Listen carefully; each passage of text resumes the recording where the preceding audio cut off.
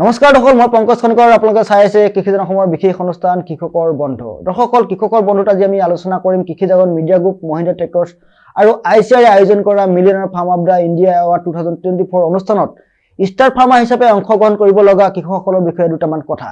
কৃষি ক্ষেত্ৰখনৰ লগত জড়িত হৈ ষ্টাৰ ফাৰ্মাৰ স্পিকাৰসকলে কেনেকৈ অবিশ্বাস্য সফলতা লাভ কৰিছে তাৰ আৰু কাহিনীবোৰ তেওঁলোকে millionaire farmer of the India award 2024 দিনৰ পৰ্যায়ৰ কৃষকসকলৰ লগত মত বিনিময় কৰিব কেৱল ভাৰতবৰ্ষৰে নহয় বিশ্বৰ বিভিন্ন প্ৰান্তৰ ষ্টাৰ ফাৰ্মাৰসকলে millionaire farmer of the India award 2024 অংশগ্ৰহণ কৰিব সেইসকলৰ ভিতৰত আছে ষ্টিভ ওয়েবলো তেওঁ আন্তঃৰাষ্ট্ৰীয় কৃষি সাংবাদিক ফেডাৰেশ্যনৰ সভাপতি উপস্থিত থাকিব ইউসুফ আব্দুল ৰহমান সৌদি আৰবৰ এজন সফল কৃষক উপস্থিত থাকিব অভিজিত গুলা তেওঁ millionaire farmer of the India এৱাৰ্ডত উপস্থিত থাকি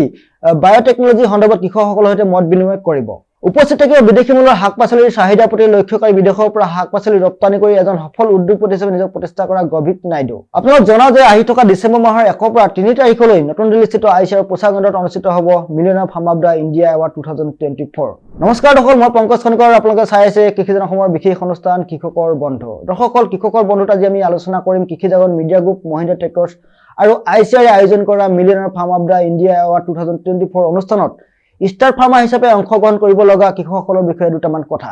কৃষি ক্ষেত্ৰখনৰ লগত জড়িত হৈ ষ্টাৰ ফাৰ্মাৰ স্পিকাৰসকলে কেনেকৈ অবিশ্বাস্য সফলতা লাভ কৰিছে তাৰ আৰু কাহিনীবোৰ তেওঁলোকে millionaire farmer of the India award 2024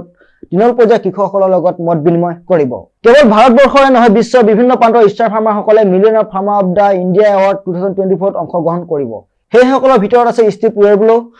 তেওঁ আন্তঃৰাষ্ট্ৰীয় কৃষি সাংবাদিক ফেডাৰেশ্যনৰ সভাপতি উপস্থিত থাকিব ইউসুফ আব্দুল ৰহমান সৌদি আৰবৰ এজন সফল কৃষক উপস্থিত থাকিব অভিজিত গুলা তেওঁ millionaire farm of the India এৱাৰ্ডত উপস্থিত থাকি